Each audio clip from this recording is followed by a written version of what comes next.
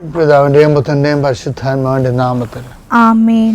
എന്റെ പ്രിയപ്പെട്ടവരെ, ഇന്ന് ജൂൺ 5-ാം തീയതി വ്യാഴാഴ്ച. അമ്മേ പരിശുദ്ധമ്മേ, അമ്മേ പരിശുദ്ധമേ, ദൈവമാതാവേ, ദൈവമാതാവേ, കൃപാസനത്തിലൂടെ ഞങ്ങൾക്കും ഞങ്ങളുടെ ദേശത്തിനും അമ്മ മധ്യസ്ഥം തേടി തന്ന എല്ലാ അനുഗ്രഹങ്ങൾക്കും കൃപകൾക്കും ഞങ്ങളിപ്പോൾ ഹൃദയം നിറഞ്ഞ നന്ദി പറയുന്നു. അമ്മേ പരിശുദ്ധമ്മേ, അമ്മേ പരിശുദ്ധമേ, ദൈവമാതാവേ, 2004 ഡിസംബർ 7-ാം തീയതി ഉച്ചകഴിഞ്ഞ് 2:30 കൃപാസനത്തിൽ സംഭവിച്ച അമ്മയുടെ പ്രത്യക്ഷപ്പെടലിനെ കുറിച്ച് തിരുസഭയ്ക്ക് സമർപ്പിച്ചിരിക്കുന്ന പഠനരേഖകളുടെ സഭാത്മകമായ പഠനം ആരംഭിക്കുവാൻ ഞങ്ങൾ പ്രാർത്ഥിക്കുന്നു. അമ്മേ പരിശുദ്ധമേ, ഭൂസ്വർലോകങ്ങളുടെ രാജ്ഞിയായ അങ്ങേയ്ക്ക് ഭൗമസംരക്ഷണത്തിനായി പ്രപഞ്ചപ്രകൃതിയെ തന്നെ തിരുസഭ പ്രതിഷ്ഠിക്കുവാൻ ഈ പ്രത്യക്ഷീകരണം വഴി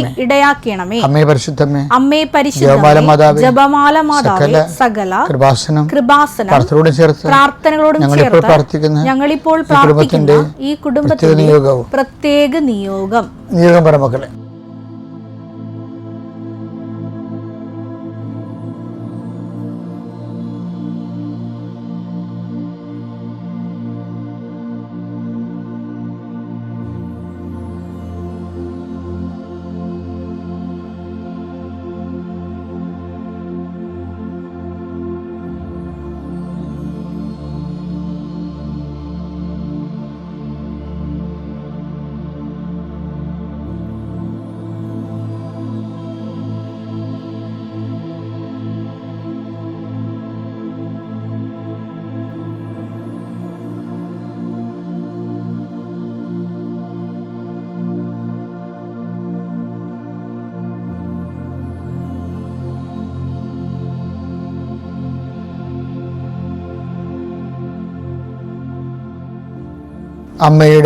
അമ്മയുടെ പ്രത്യക്ഷീകരണത്തിന്റെ അനുഗ്രഹവേളയിൽ ഞങ്ങൾക്ക് സാധിച്ചു തരുവാൻ കനിയണമേ. ആമേൻ. വിശ്വാസ പ്രമാണം.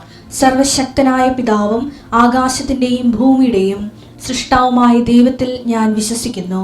അവിടുത്തെ ഏകപുത്രനും ഞങ്ങളുടെ കർത്താവുമായ ഈശോ മിശിഹായിലും ഞാൻ വിശ്വസിക്കുന്നു.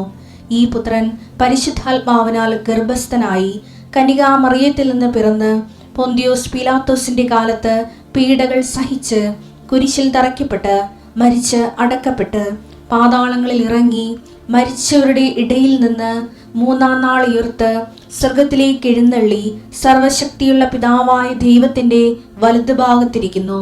അവിടെ നിന്ന് ജീവിക്കുന്നവരെയും മരിച്ചവരെയും വിധിക്കുവാൻ വരുമെന്നും ഞാൻ വിശ്വസിക്കുന്നു. പരിശുദ്ധാത്മാവിലും ഞാൻ വിശ്വസിക്കുന്നു.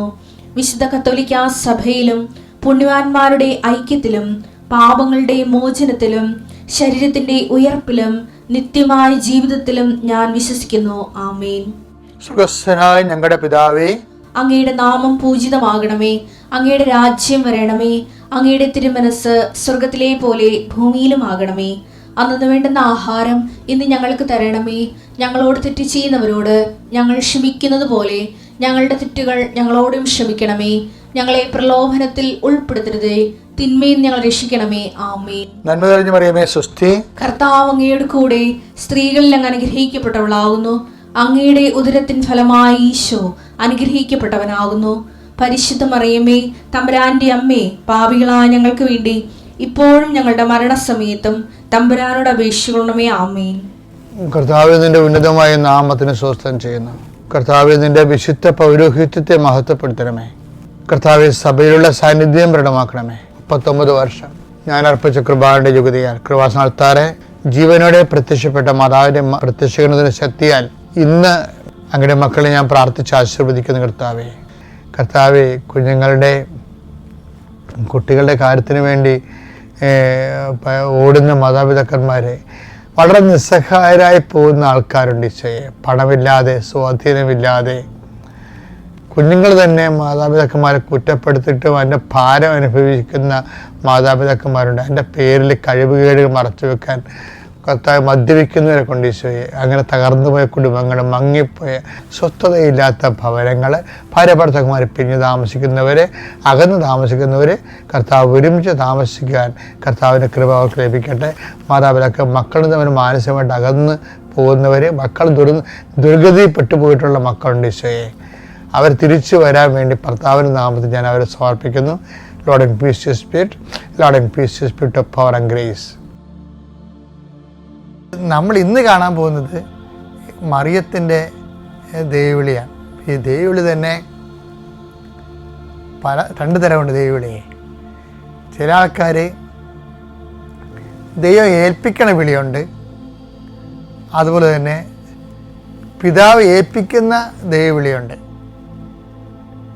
പിന്നെന്താണ്? പിതാവ് ആകർഷിക്കുന്ന ദൈവവിളിയുണ്ട്. ഇപ്പം കൃപാസനത്തിൽ ഈ ഉടമ്പടി മാതാവിൻ്റെ പ്രത്യക്ഷീകരണത്തിന് ശേഷം ഏൽപ്പിച്ച ദൈവവിളിയാണ് ഉള്ളത്. അതിന് മുമ്പ് അത് ആകർഷിച്ച ദൈവവിളിയായിരുന്നു. നമുക്ക് ഓരോ സാക്ഷ്യങ്ങൾ കേൾക്കുമ്പോഴൊക്കെ നമുക്ക് ആകർഷണം വരത്തില്ലേ? അങ്ങനെ ഒന്ന് നമ്മൾ ഉടമ്പടി എടുക്കും. അതാണ് ആകർഷണ ദൈവവിളി. ഉടമ്പടി എടുത്തു കഴിഞ്ഞ് ചില ആൾക്കാർ അവർ സ്വന്തമായിട്ട് തന്നെ, ഇപ്പോൾ കഴിഞ്ഞ ദിവസം ഒരു സാക്ഷ്യം പറഞ്ഞ്, ഞാൻ 1200 പേരെ കൊണ്ട് ഉടമ്പടി എടുപ്പിച്ചതെന്ന്. അതെന്താണത്? അത് ആകർഷിച്ചതല്ല, അത് ഏൽപ്പിച്ച പോലെ ചെയ്യണതാണ്. ഇവിടെ ഈ ഉടമ്പടി പുതുക്കി വരുമ്പോൾ ആകർഷണ ദൈവവിളി ദൈവം ഏൽപ്പിച്ച ദൈവവിളിയായിട്ട് മാറി. ക്രിസ്തുവിനെ ദൈവം ഏൽപ്പിക്കുകയാണ് ചെയ്തത്. യോഹന്നാൻ 17:4 അവിടുന്ന് എന്നെ ഏൽപ്പിച്ച ജോലി പൂർത്തിയാക്കിക്കൊണ്ട് ഭൂമിയിൽ അവിടുത്തെ ഞാൻ മഹത്വപ്പെടുത്തി. അപ്പം നമുക്ക് ദൈവത്തെ മഹത്വപ്പെടുത്താം. ഏൽപ്പിച്ച ജോലി പൂർത്തിയാക്കി. ഏൽപ്പിച്ചേക്കുള്ള പ്രശ്നം ഉള്ളത് അത് മഹത്വപ്പെടുത്തണമെങ്കിൽ അത് പൂർത്തിയാക്കണം. പൂർത്തിയാക്കാന്ന് വെച്ച് കഴിഞ്ഞാൽ ആ മിഷൻ പൂർത്തിയാക്കുക എന്നല്ല പ്രശ്നം. അതിൻ്റെ അർത്ഥം എന്ന് പറയണത്, as far as you are being here, you must show the fidelity. നീ എപ്പോഴാണ് തിരിച്ചു വിളിക്കപ്പെടുന്നത് അതുവരെ ദൈവത്തോട് കാണിക്കുന്ന വിശ്വസ്തതയ്ക്കാണ് അങ്ങനെ പറയണത്, പൂർത്തിയാക്കണം എന്ന് പറയണത്. അത് മനസ്സിലായില്ലേ? ആ പൂർത്തിയാക്കലിന് ഫിഡലിറ്റി ആയിട്ടാണ് ബന്ധം. നമ്മളൊരു ദൗത്യം വിശ്വസ്തതയാണ് ചെയ്യണമെന്നുണ്ടെങ്കിൽ അത് ചെയ്യണത്രയും സമയം അത് പൂർത്തിയാണ്. നിങ്ങളത് കഠിനാധ്വാനത്തോടെ ചെയ്തു, പക്ഷെ ഉദ്ദേശം നിങ്ങളുടെ ജോലിയോ വീടോ ഭൗതികമായ ലക്ഷ്യങ്ങളൊക്കെ ആണെങ്കിൽ നമുക്ക് പൂർത്തിയാണെന്ന് പറയാൻ പറ്റത്തില്ല. നമ്മുടെ ഉദ്ദേശം എന്താണ്? ദൈവത്തെ മഹത്വപ്പെടുത്തുന്നതായിരിക്കണം അത്. പിതാവേ, ഒരു ജോലി പൂർത്തിയാകണമെങ്കിൽ അതിനെന്ത് ചെയ്യണം? 3 കണ്ടൻ്റ് ഉണ്ട്. ഒന്നെന്താണ്? അത് ഒരു ജോലി പൂർത്തിയായെന്ന് പറയാൻ അത് ഒന്ന് വിശ്വസ്തത നമുക്കുണ്ടാകണം. രണ്ടാമത്തേത് എന്താണ്? ആ വിശ്വസ്തതയാണ്. പക്ഷേ ആ ജോലി പകുതി ആയിട്ടുള്ളൂ, പക്ഷേ വിശ്വസ്തതയിലാണ് ആ പകുതി അവസാനിക്കണമെങ്കിൽ അത് പൂർത്തിയാക്കിയതുപോലെ തുല്യമാണ്. ഇങ്ങനെ വിശ്വസ്തത കാണിച്ചാൽ മാത്രമേ അത് ആ ജോലി മഹത്വം ഉണ്ടാക്കത്തുള്ളൂ. അപ്പോൾ ഈ മഹത്വം ഉണ്ടാക്കണത് എന്താണ്? വിശ്വസ്തതയാണ്. ഉടമ്പടിയുടെ ഒരു കണ്ടന്റ് എന്ന് പറയുന്നത് വിശ്വസ്തതയാണ്, ഫിഡലിറ്റി, ഫെയ്ത്ത് അല്ല. ഇപ്പോൾ നമ്മൾ ഒരു എക്സസൈസ് എഴുതി കൊണ്ടുവന്ന് ഉടനെ ടീച്ചർ നമ്മളിങ്ങനെ ഗുഡ് വാങ്ങിക്കാൻ വേണ്ടി, കുഞ്ഞുങ്ങളെ അങ്ങനെയല്ല നമ്മൾ പഠിപ്പിക്കണത്, ഗുഡ് വാങ്ങിക്കാൻ വേണ്ടി നമ്മൾ ഇടിച്ചു തല്ലി ഇന്ന് ഞാൻ ഗുഡ് വാങ്ങിക്കും എന്ന് പറഞ്ഞപ്പോൾ ഇത് ചില പിള്ളേർ ഇങ്ങനെ ടെസ്റ്റ് എടുത്ത് എക്സസൈസ് ബുക്ക് എടുത്ത് എത്ര ഗുഡ് എണ്ണി നോക്കത്തില്ല. എനിക്ക് 12 ഗുഡുണ്ട്. അപ്പോൾ മറ്റവൾ പറയും എനിക്ക് 17 ഗുഡെന്ന് പറയും. അപ്പോൾ ഇങ്ങനെ കുഞ്ഞുങ്ങളെ പഠിപ്പിച്ചിരിക്കുന്ന കാരണം ഇപ്പോൾ നമ്മളൊരു ഗുഡ് വാങ്ങിക്കാൻ വേണ്ടി വരുമ്പോൾ ചില സമയത്ത് ടീച്ചറിനെ കാണത്തില്ല, അന്ന് ടീച്ചർ ആബ്സെൻ്റാണ്. അപ്പോൾ ഈ ക്ലാസ് മൊത്തം അന്ന് ആ കൊച്ചു ആബ്സെൻ്റ് ആയിട്ടിരിക്കും. ക്ലാസ്സിൽ ഉണ്ടാകും, പക്ഷേ ഷീസ് ആബ്സെൻറ്റ്. എന്താ കാര്യം? ഗുഡ് എഴുതി തരാനുള്ള ആ സിസ്റ്റർ, ആ ടീച്ചർ അന്ന് ആബ്സെൻ്റ് ആയിരുന്നു. അപ്പോൾ അതുകൊണ്ട് കുട്ടി ഉണ്ട്, പക്ഷേ അവർ ആബ്സെൻറ്റ് മൈൻഡഡ് അങ്ങനെ ഇരിക്കും. ഇതിനകത്ത് വരുന്ന കാര്യം വെച്ചാൽ ആ ടീച്ചർ ഇല്ലെങ്കിലും ഗുഡ് കിട്ടിയില്ലെങ്കിലും ഞാൻ സന്തോഷത്തോടെ ഇരിക്കണം.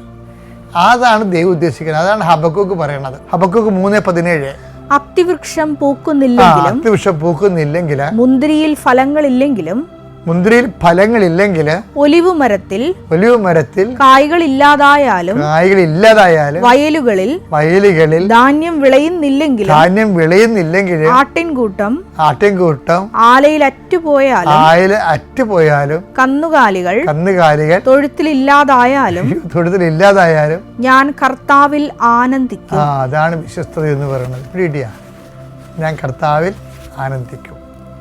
അപ്പം അതുകൊണ്ട് തന്നെ ഒരു വിഷയം ചെയ്യണത് ആരും കണ്ടില്ല, ആ ഒരു നന്മ പ്രവൃത്തി ചെയ്യണത് ആരും കണ്ടില്ലെങ്കിലും നിനക്ക് കർത്താവിൽ ആനന്ദം ഉണ്ടെങ്കിൽ ആ നന്മ പ്രവൃത്തി പൂർത്തിയായി. അതുകൊണ്ട് ദൈവം മഹത്വപ്പെട്ടു. അപ്പോൾ നമ്മളുടെ ഈ വർക്കുകളെല്ലാം ഇനി അറേഞ്ച് ചെയ്യണം ഈ രീതിയിൽ. അപ്പോഴാണ് ദൈവത്തെ മഹത്വപ്പെടുത്തിക്കൊണ്ട് കൃപയിൽ നിറഞ്ഞ ആസ്തി പദ്ധതി വളരണത്. Thank you. അത്യപൂർവ ദൈവാനുഭവങ്ങൾ ഇനി നിങ്ങൾക്കും സ്വന്തം. ഈ യൂട്യൂബ് ചാനൽ ഇതുവരെ സബ്സ്ക്രൈബ് ചെയ്തിട്ടില്ലെങ്കിൽ ഇപ്പോൾ തന്നെ സബ്സ്ക്രൈബ് ചെയ്യുക. ഈ വീഡിയോ ഇപ്പോൾ തന്നെ നിങ്ങളുടെ സുഹൃത്തുക്കൾക്ക് ഷെയർ ചെയ്തുകൊണ്ട് കർത്താവിൻ്റെ പ്രേക്ഷിതരാകുക.